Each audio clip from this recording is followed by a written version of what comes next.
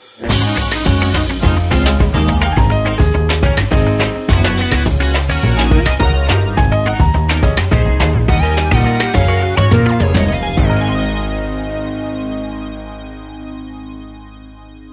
and welcome. I'm Matt, and by the grace of the Nashville Public Library, I'm here to talk about the creative process and the joy of appreciating the creations of others. Thankfully, I'm not going to do it alone. Joining me today is multi-instrumentalist, composer, producer, and member of an ever-fluctuating number of musical projects, Jesse Peck. Hey, how's it going, Matt? Hello. Thanks for having me on. Of course. Good to see you. So, remind me, what all are you a member of right now, musical project-wise? I've cut back on the number of things that I would claim as my full-time creative passions and really tried to focus my energies on them a little bit more. In the past, I've been in a couple different bands. I think you'll remember when we were in school together, Edge of Reality, and I know you've, maybe not on this podcast, but I know you've talked to some of those band members. Oh, yeah. It was kind of a prog metal kind of project. These days, I am playing mostly piano in a band called Flummox, which is another kind of proggy band. And aside from that project, I've really cut back on a lot of the other projects that I was kind of in full time. I play guitar now sometimes in a band called Young Robot. I am really trying to focus on my own music because it's very different writing. I'm sure you know, writing with a group of people in any creative setting versus writing your own material. And so I've been trying to focus on my own material and then, playing piano with Flummox and guitar with Young Robot on occasion. I was in another band recently that I don't know if you got the chance to see, but is tied into the Edge of Reality people as well, called Crusade. I joined them pretty much right after I left Edge of Reality. But I recently cut back on that because I found that I was just splitting my passions a little bit too broadly. Yeah. So I've really cut back a lot. Yeah, and as you alluded to, we went to Belmont together. We've known each other for many years now. Yes. We're getting older. Yes. So obviously, it felt like at Belmont specifically, there was this culture of if you're in a band, you're probably in six. Unless you're like maybe the main creative driving force behind an individual band, and maybe then you're only in one or two. How do you find people who try to like keep up music in a post-grad scenario, or even the difference between people who do it sort of casually versus as making it their full-time job? How much do they split themselves that you've seen? That's a great question. I think that it does vary a bit depending on what you studied at school. Like a lot of the musicians at Belmont that I still am aware of in the Nashville scene, if they're playing live every night, maybe on Broadway or... So it depends on also what their instrument is. A lot of the guitar majors that were in my class do play with just one artist mainly. When they go out on the road, they'll tour with usually like a bigger like country group, and they may not be the main driving force for that. And so they may offer up their services as an instrumentalist to a couple different artists. They have their main one they go out on tour with, and then when they're in town, when they're off of tour, they may pick up gigs as just a guitarist for this other person's vision. And they'll split themselves, maybe they'll have 2 or 3 people like that they can fill in with on their home base when they're not on tour, but their main project is touring. There's other people who don't like the touring thing. They'll either put together a band to play regularly downtown, or maybe they just float from project to project. And people like that may split themselves more, but I don't think they get as attached to that work, if that makes sense. Yeah. It's kind of gun for hire stuff. Yeah. And that takes a lot less mental, as far as the creative process.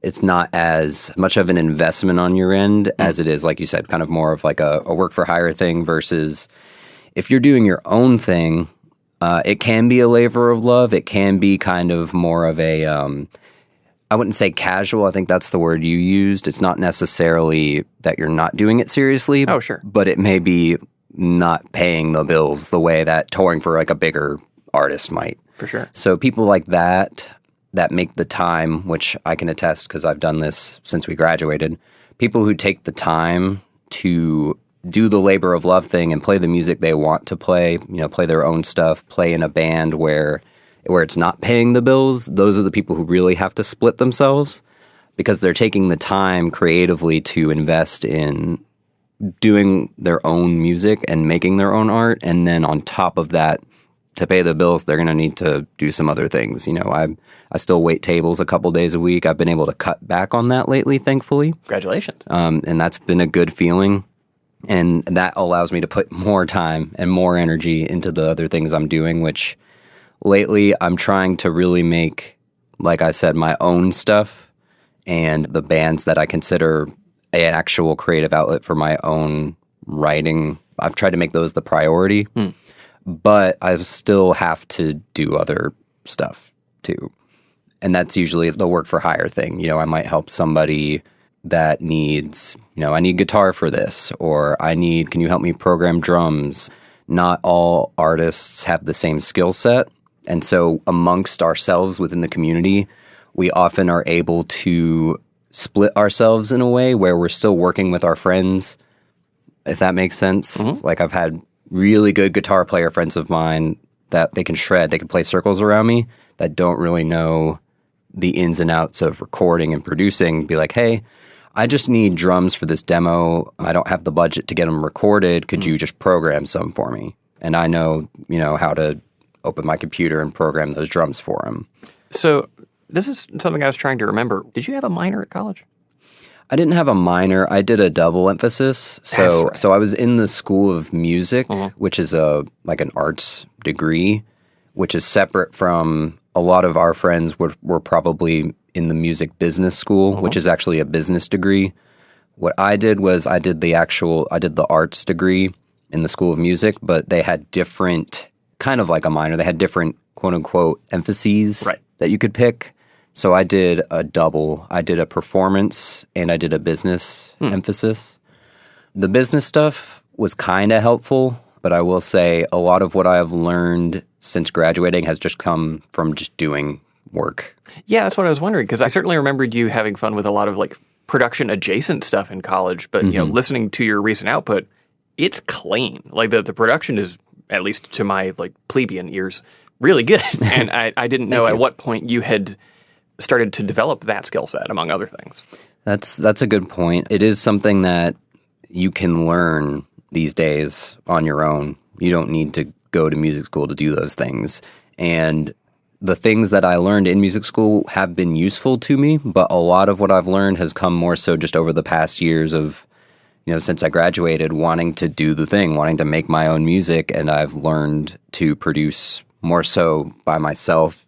I might watch the occasional YouTube video, or I think I mentioned to you earlier the music podcast that I listen to from Mr. Bill. He's a producer, so I get all sorts of tidbits from that. But it comes out of the interest of wanting to make to create my own sounds. Yeah. And I appreciate you saying that you can hear the quality of it, because I didn't know what I was doing in that regard when I was in music school, because we were focused on the academics of it, the music theory, and I wasn't studying tech or recording or engineering while I was in school, but I've put the time in since then. Yeah. And so I would hope that, I don't know, anybody listening to this that has a creative outlook and maybe wishes they went to school, or maybe doesn't feel like they can figure out what they're doing, I think in this day and age, you can find the information you need pretty much anywhere. And that's not to say if you're considering music school that you shouldn't. I mean, we wouldn't have met otherwise. And I'm sure plenty of people in our circle that, that school, that community really brought us together. So there's definitely value to it. Yeah, I follow like more visual artists than musicians, and I know that there's often like every 6 months or so discourse around like, is art school worth it? I assume something similar happens with musicians. Absolutely. I see videos on it very often. There's a couple of YouTubers that are in the either music production or writing, a couple different people that just have a platform on YouTube, and they'll talk about these things, how they're like, yeah, I didn't study this stuff in school, but here I am on this platform, and you're my audience, and I'm telling you things, and you believe me, and that makes it sound sketchy. They know what they're doing, but their expertise doesn't come from the academic side, and that's the cool thing about a creative field, is that there is an academic side, but then there's also just a real life, anyone can make art, anyone can be a creative. You don't need to study it to create. And you certainly don't need to try and make money. Like, sometimes you have to try and make money, but you don't have to make things. Mm-hmm. And to the point of where we're leading here, one of the things I like to try and do with this podcast is zoom out a little bit from the creative expertise of a particular guest or even myself and try to, zone in on what the things that we're talking about mean for creative people in general. And I think you've already hit on some really important stuff, talking about how you were metering down some of the projects you were involved in that, other people or maybe you at previous times in your career would have thought, well, this is just what I should do or what I've always done. Mm-hmm. But it isn't necessarily serving you. Absolutely. Yeah, and there's a huge component to creativity because it's so deeply personal that you have to understand yourself and your own needs and what you're looking for. And, at a certain point, that starts to sound selfish. Yes, and it is, I've been wrestling with this, and I'm sure you could probably tell as I just brought up these points, it's something that I'm actively learning right now. And, a lot of these projects that I cut back on recently, there was a lot of inner turmoil for myself of why am I doing them in the first place? Because, like you said, it was I thought I had to, or I thought I was supposed to be doing those things. If I'm not constantly busy, am I really doing it? And that ties into what you said of, the artist, or to be a creative, you don't need to be trying to make money. There's a kind of hustle mentality that, well, you have to monetize your hobbies, or if you're going to create something, you have to create it as a product or with somebody in mind to sell it to. You're leaving money on the table. Yeah, but obviously that's not the reality. And well, I say obviously, but here I am a couple years down the line out of school, what we graduated, 7 years ago? Mm-hmm. And I'm waking up. I'm having this realization that I'm doing all these things, but they're not all fulfilling. And then, as you just brought up, you come to that realization, and then you're like, well, if I'm just doing it for me, isn't that selfish? Yeah. But what I'm realizing is by prioritizing the things that are fulfilling, it makes me a more valuable creative to the people that are listening. Yep. Whether I'm making it, quote unquote, for myself or for my audience, if I'm making what is fulfilling, it will be a better result. Mm-hmm. Not a better product, but a better result. Something that people will connect with more. Yeah. And I think that is not selfish. I think that end result puts some individuality back into what you're doing. And it is kind of zooming out and asking some big questions, but I think it is worth it to do, and I don't think it's selfish. I think this is all incredibly valuable creative insight and conversation. But before we get too deeply in the creativity weeds, change gears slightly. What are you listening to recently? What are you excited about listening to in the last several months? That's a great question.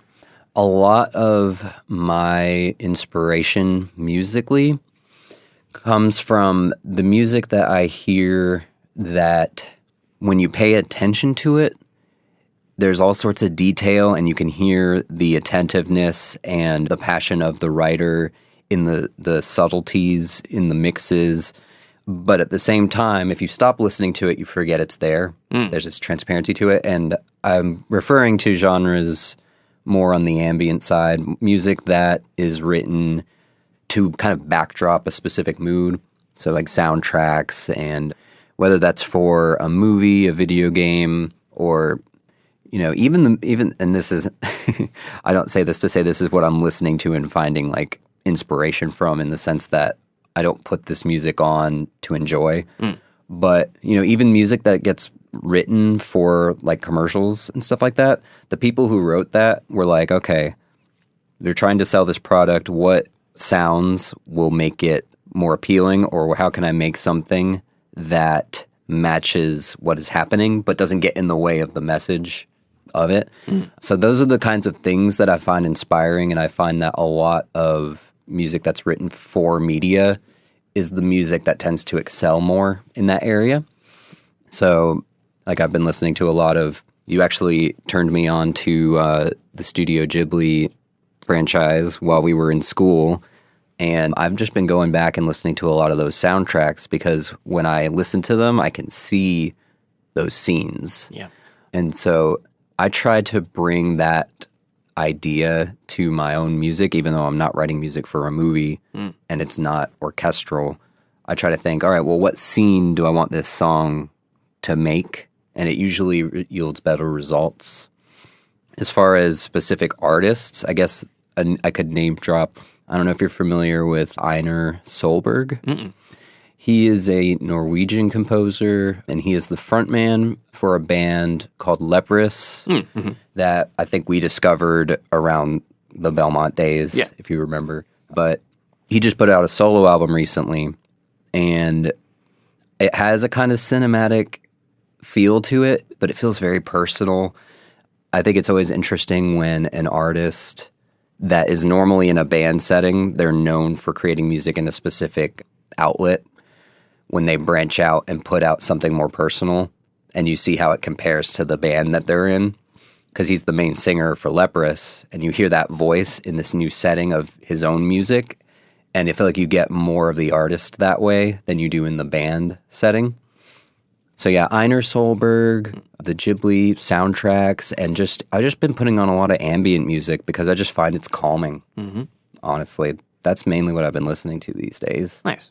Yeah, I don't know. Obviously, we don't need to compare various practitioners of art to one another, but I don't know that film composers get better than Joe Hisaishi.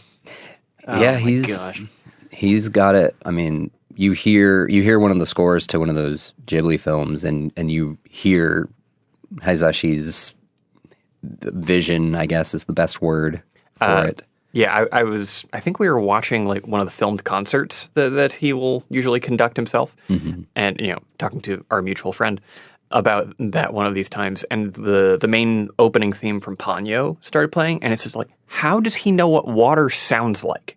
Why does this sound and feel like the ocean without having anything resembling Foley? Like, it's remarkable. Absolutely, I would agree. What about you, though? What are you listening to these days? Maybe I can take some suggestions for new sources. I mean, usually the opening or ending themes of whatever anime I've been watching, so there's that. No, to your point of like music for media, a lot of the stuff that lives in my music library and has for a long time is either directly from like a film or a series or a trailer even. Just like that's one of the wilder things that I feel like I noticed as a kid was when a song would be featured in a movie trailer and then have no presence at all in the movie. And that sounds obvious as an adult. But as a kid, it was like, how did you choose that? Like, why this when it has no bearing on the film at large? I don't know why that popped into my head. That's an interesting point, actually. And I don't know a whole lot about the industry of, music supervisors, people who pick and sync music for movies and stuff, or for the trailer even. But it takes a pretty specific type of creativity to take an existing art form, so a song that somebody else wrote for a specific context, or wrote because they had a breakup or something, a breakup song or something, and then take a different already imagined piece of art, the movie, and go, I think this song and this movie that were separately made put together would be a great visual audio combination. I feel like there was really specifically this culture, and maybe it still exists, I just don't watch or find myself in proximity to this kind of media. Stuff like, your Grey's Anatomies and your One Tree Hills, like when we were kids, every like season ender would have the new big single that no one had ever heard before and immediately becomes like hugely popular. I always assumed that it was like, oh, the studio that produced this show also has a record label arm, and it's like, we will have a convergence of this new thing coming out. But in any case, there is that marriage very often, I feel like. There is, weirdly enough, that you bring that up.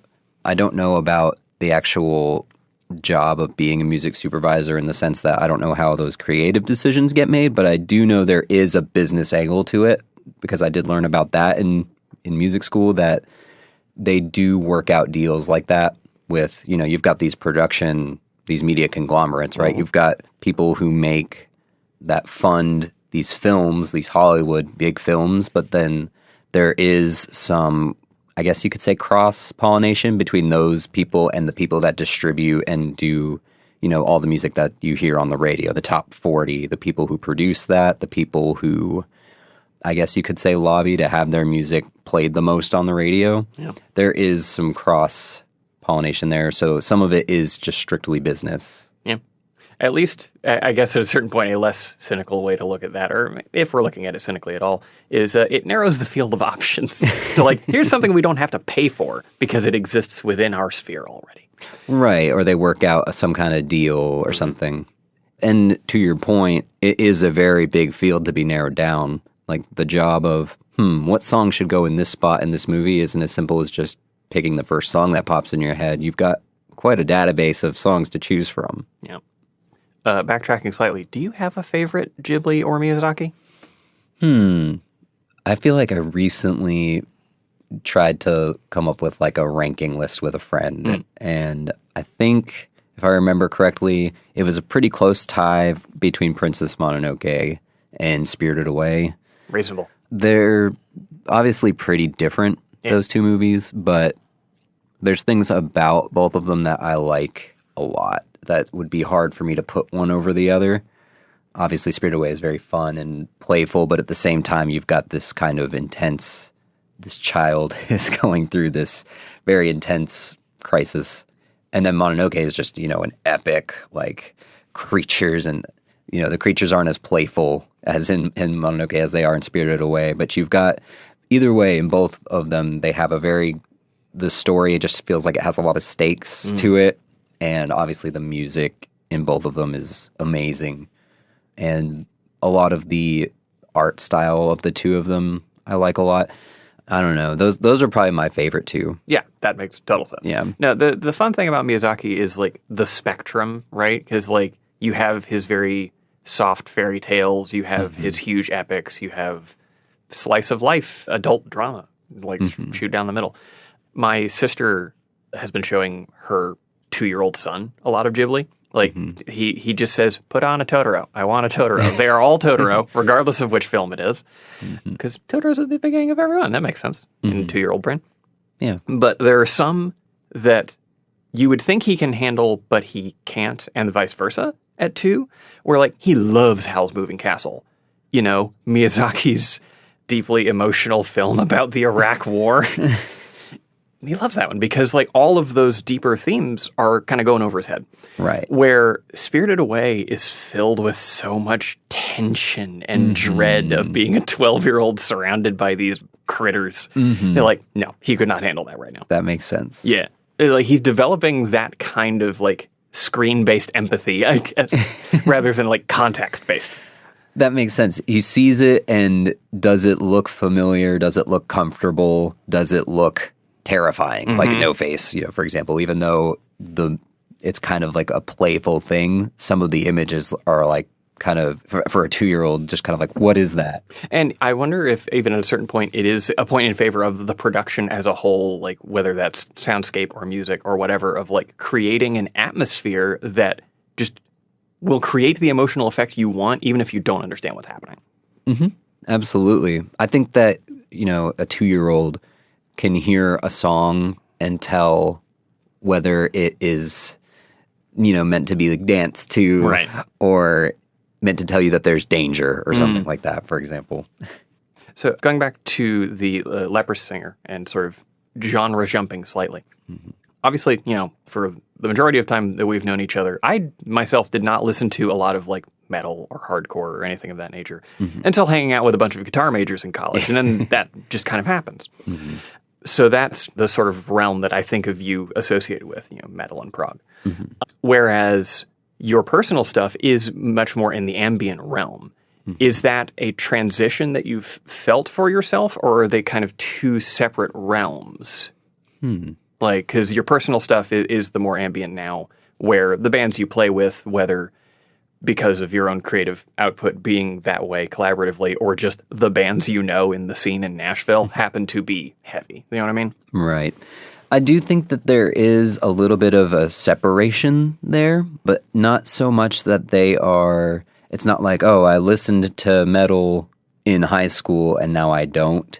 It's more of my tastes have expanded, and so I still like listening to and making the kind of heavier stuff and the proggy stuff, but I also really enjoy, and really always have, but just never realized that it was something that I could make, was, the music that you hear in like a video game or in a movie that's a little bit more, I feel like the word ambient gets thrown around. Really what I just mean is music that is meant to be in the background, or music that can fade into the background and create a scene. But usually when you listen to it, it has a lot of detail in it. Sure.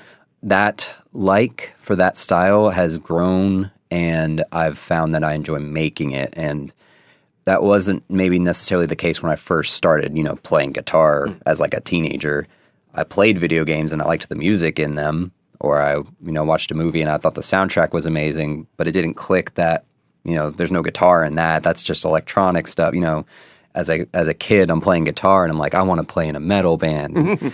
And so that's definitely changed over time. But, you mentioned how Leprous is like a metal band. Like Einer's solo album isn't really a metal album, his solo stuff. And so I think you find a lot of musicians that are in heavy bands, they also like to make other kinds of music, usually outside of the confines of that collaborative project, especially proggier bands that you can hear the different influences of a lot of different styles in their music. Bands like, Dream Theater, I guess, is like, they kind of get credited as one of the earlier prog metal bands, as far as most of the bands today that make progressive music were probably influenced by them. Bands like Haken, bands like our friends in Kairos, who you've discussed creative things with before. Mm-hmm. You can hear all the different influences in the music they make. You can tell they don't just listen to metal or just listen to heavy music, because you can hear it seeping in the multi-genre aspect of the music they make. And so I think a lot of those people, given the opportunity, would make, if they made a solo album, it wouldn't be probably even heavy. A lot of people that make music at that level, like if you asked the lead singer of, I don't know, Dream Theater, which I guess he has some solo albums, but if you were like, hey, make whatever you want, they probably wouldn't make another Dream Theater album.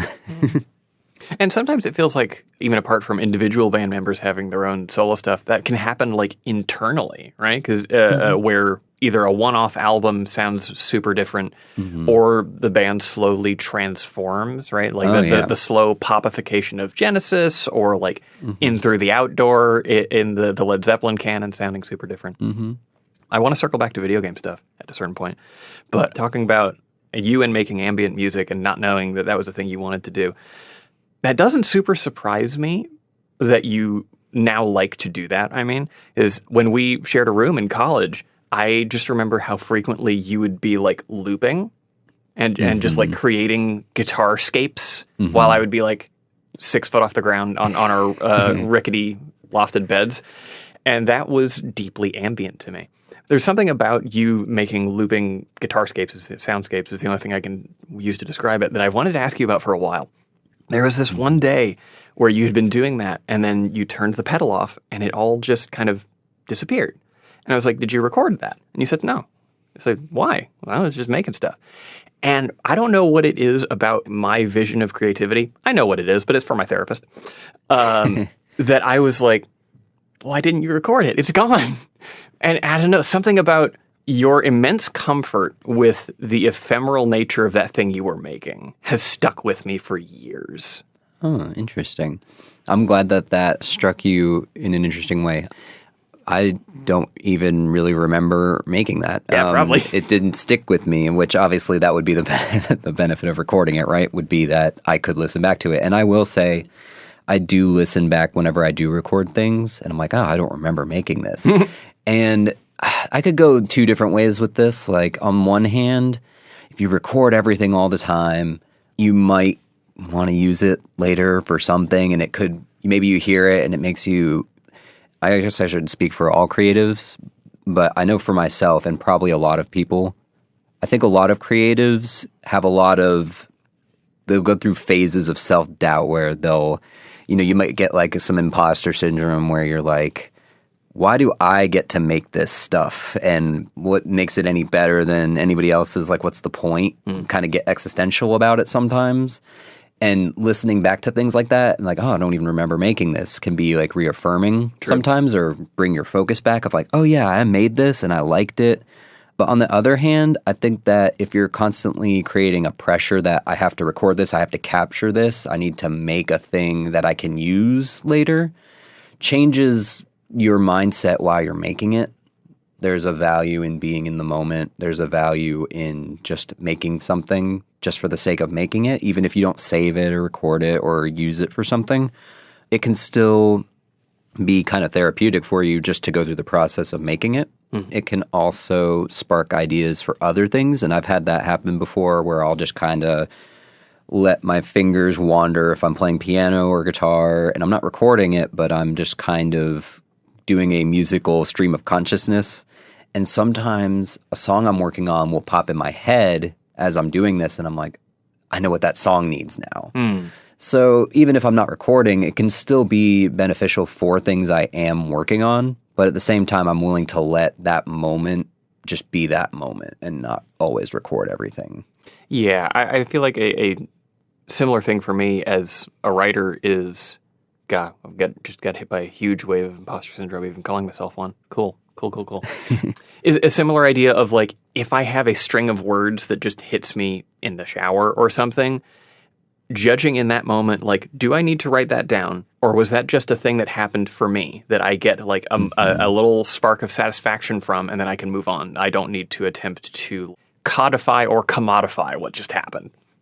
Yeah. That's the other thing where, you don't have to try to commodify it. But on the other hand, if you wrote it down, it might become useful later, and then you might wish you had it. So recording isn't always, I need to use this later. And I think it is possible to hit record and then get in the right mindset to be in the moment, to where you don't get red light syndrome, or you don't have a mindset of, I need to create something in order for it to be used, and still capture it. I think that's possible. Can we speak on red light syndrome? Yeah. I don't know what that means. Red light syndrome is just, so like, let's say that you sit down.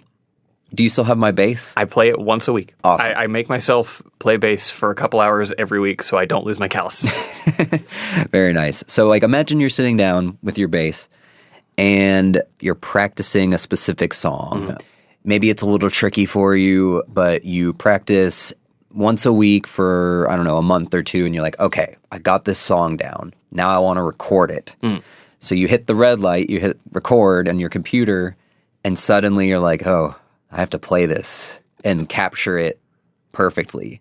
Red light syndrome is just, I'm recording now, and suddenly it's kind of similar to like stage fright. Sure. It's like stage fright, but for recording. That makes sense. Yeah. On like the joy of just making something, the thing I think about frequently is there's this story that I am assuming is true, but even if it's just a story, it's fine, about an author I've never read, Kurt Vonnegut, where when he was much older, a elementary school or middle school like reached out to him asking for advice or something. And he wrote back a letter saying, like, and I believe he was fairly old at this point, maybe his early 80s. He said, I have an assignment for all of your students. Go home, write a poem, put it in an envelope, and bury it. Do not show it to anyone. Never show it to anyone.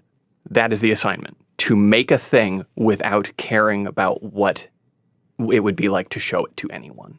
And obviously that's not like the thing you should do with all the things you make, because sharing the things you make is an immense joy. Absolutely. But there's an important lesson in there.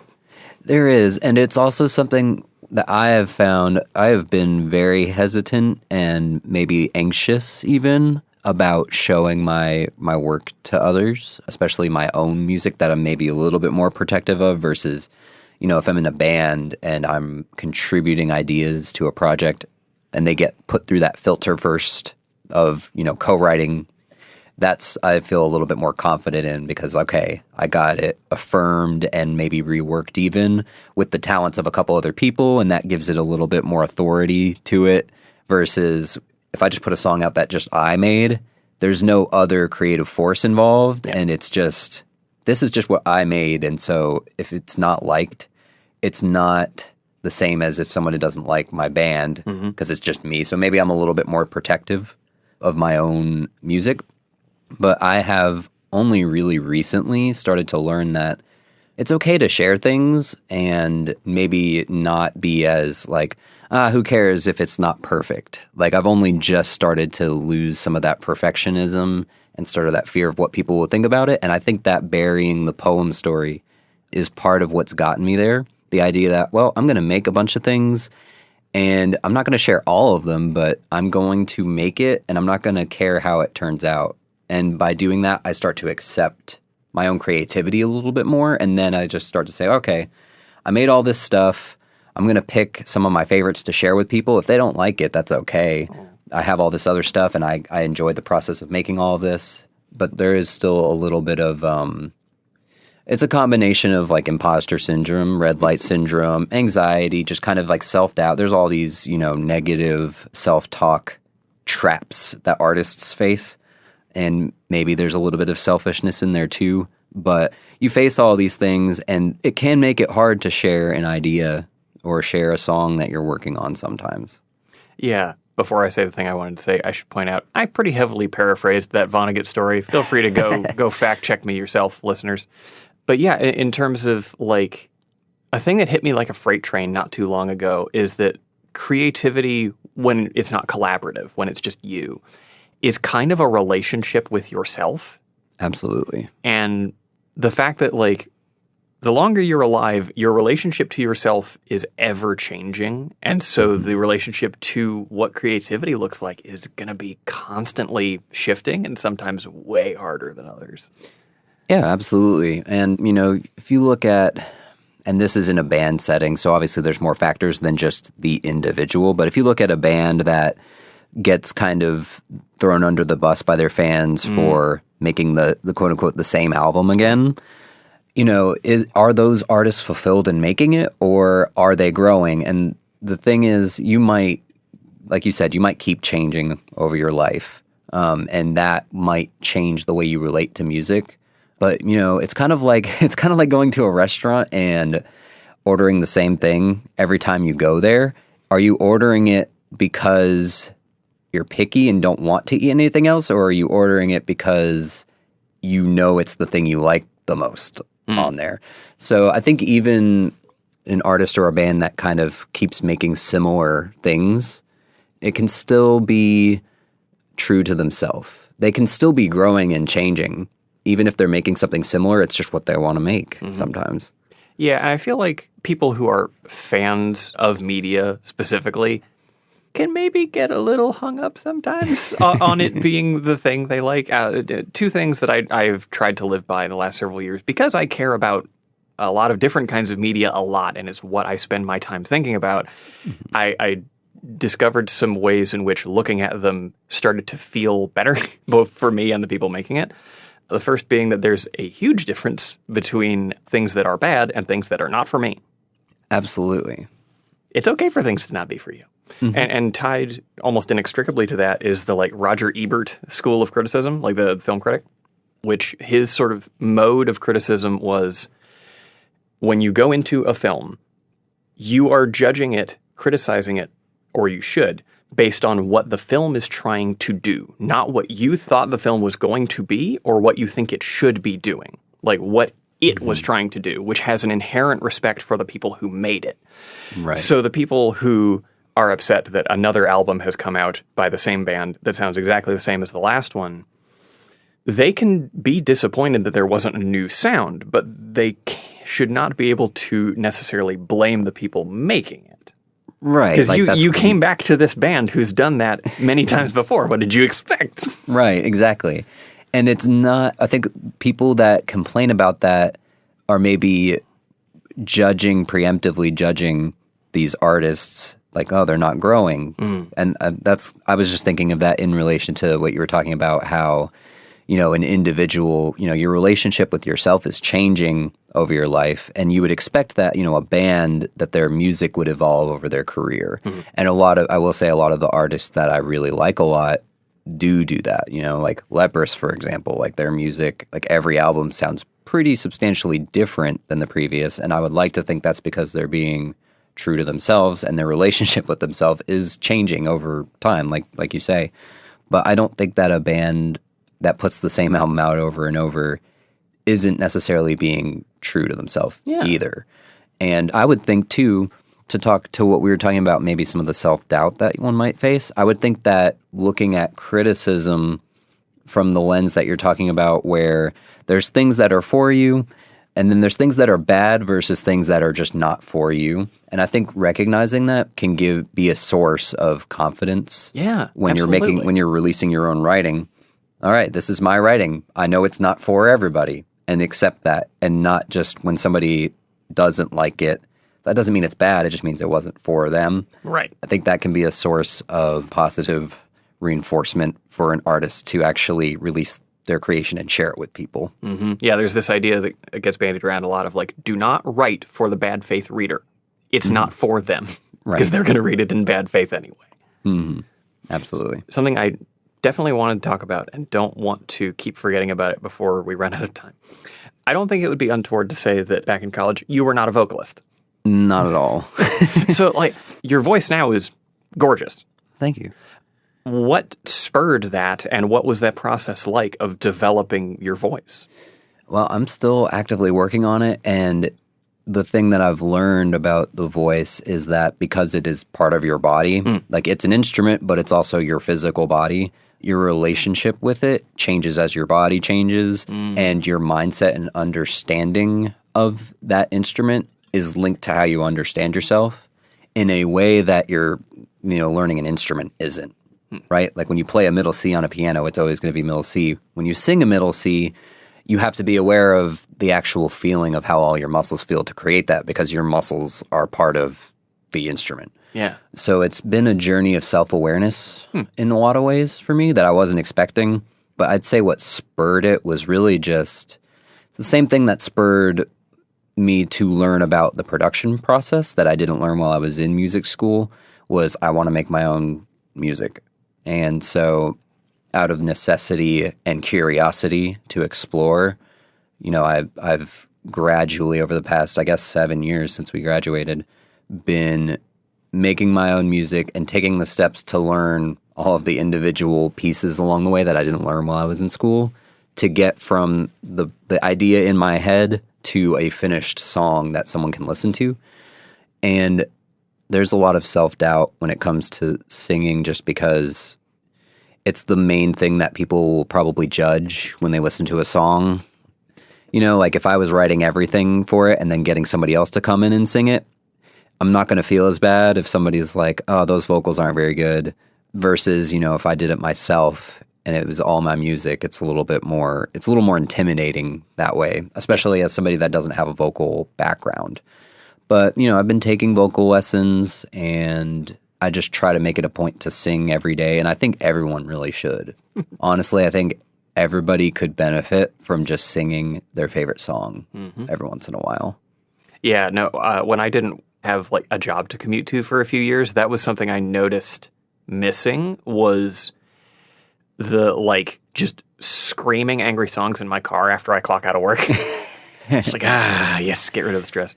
It is immensely therapeutic, like very few things are, to just be loud. and even if you're not loud, to exercise like the muscles that you have to like express yourself vocally. Like where I'm starting to make this sound way more highfalutin than it is. It just feels good. I would be very curious to have like, I don't know, some kind of like stress test going on you, like a heart monitor or what have you, for like before and after and during, while doing something like singing that's so physical, of like what it does to you. Yeah, it regulates your breath, and it's more expressive than speaking. Just like when you listen to a song, it can make you feel things that you may not even be able to put into words. The same goes for singing. When you sing, you're expressing something that you couldn't express by just saying it, right? There's a reason. I don't know if you've ever done this. Have you ever read the lyrics to a song and been like, wow, this is really like cheesy or like silly?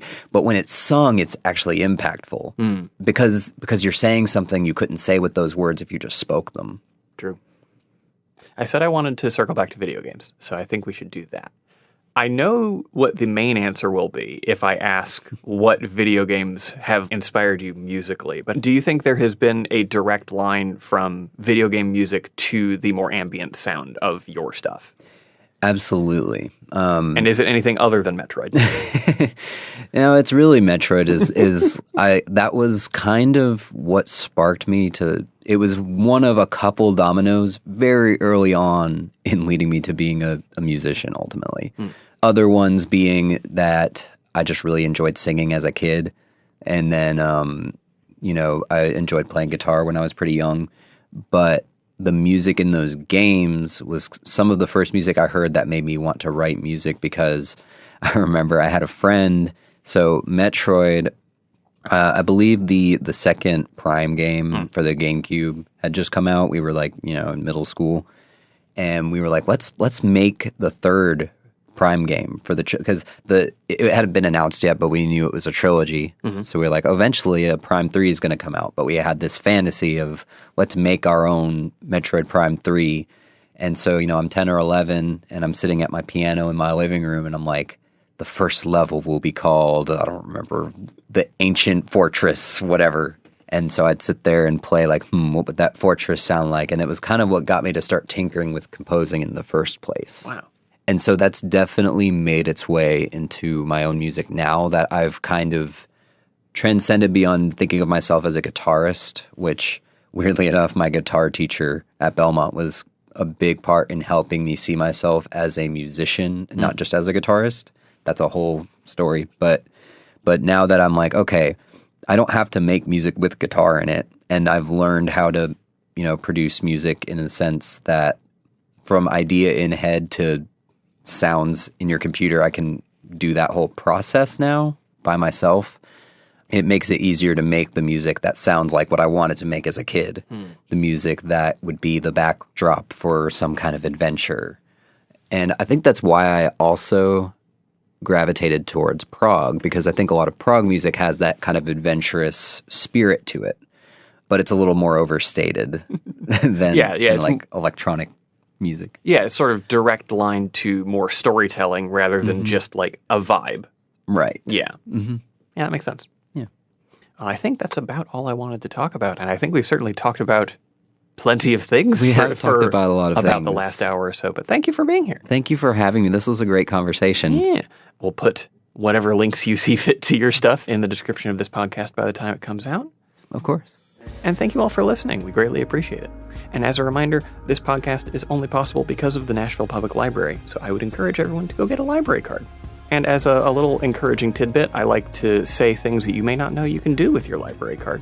At least at time of recording, you can get a $10 a month printing credit, so that next time you need to print out a packing slip for a return item or a boarding pass or something, maybe think about the library, because you can probably do that for free if you live in Davidson County. Thank you very much.